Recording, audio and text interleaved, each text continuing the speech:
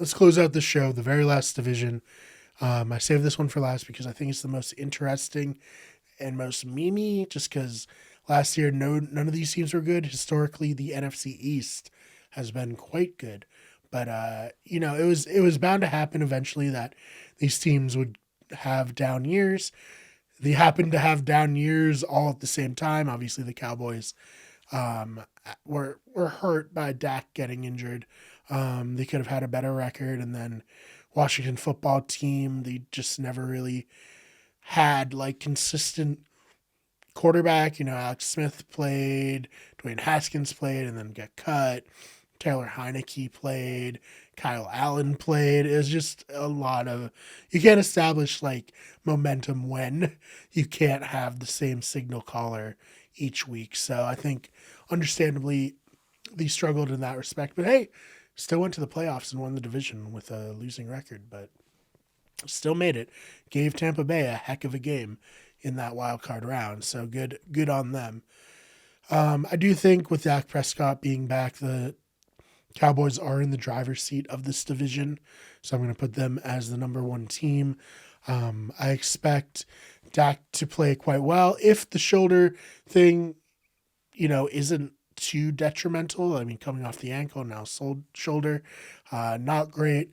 We haven't seen him in the preseason, so I will be keeping an eye on that. But yeah, lock in the Cowboys for number one, and then the Washington football team with my man, Ryan Fitzpatrick, number two. We'll see if we can finally make the playoffs. Then we kind of drop off a cliff. So the Giants do not look like a good team. Will Barkley come back and tear it up after tearing his ACL? Hopefully, but that's not a guarantee. He is potentially one of the best players in the entire league, but if he's not healthy, what can you do with that? Daniel Jones. I was a big Daniel Jones defender when he first came in. I thought he was going to be good. He turns the ball over too much. I don't think he is the answer for New York, and this will be the year, make or break, whether or not he shows up. And then the Philadelphia Eagles are a dumpster fire. They just traded for Gardner Minshew, which if you're confident in your starter and Jalen Hurts, you're not trading for it. That tells me that they're not confident Jalen Hurts is the guy.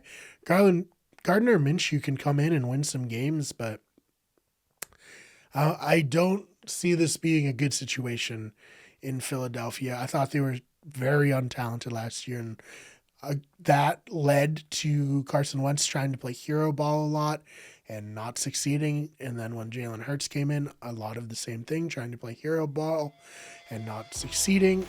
So we'll see what happens there. I do think Jalen Hurts can be good, but maybe it's just not the right fit here in Philadelphia, and certainly the ownership doesn't think so. So I'm going to rank, this is hard, I'm going to put the Giants in third and the Eagles in fourth. But what do you think? Do you think I'm completely wrong here? Do you think Washington football team is going to be the number one team over the Cowboys? And then what do you think about the Giants and Eagles? Are those flipped 3 and 4? I think most people agree that the football team and the Cowboys are the two best teams in this division, but I'd love to hear what you think. Hey, thank you so much for watching that clip. If you liked it, maybe subscribe. We have tons of other NFL videos, as well as really every sport we're covering here on Wicked Good Sports. So subscribe, stick around. If you want, check us out on iTunes. We post mirrors of the videos on there as audio only. Follow us on Twitter at WGEverything, at Wicked Good Sport, on Instagram, on Twitch at twitch.tv/WickedEverything, and on TikTok, just search Wicked Good Everything. Thank you so much for watching, and we'll see you in the next one.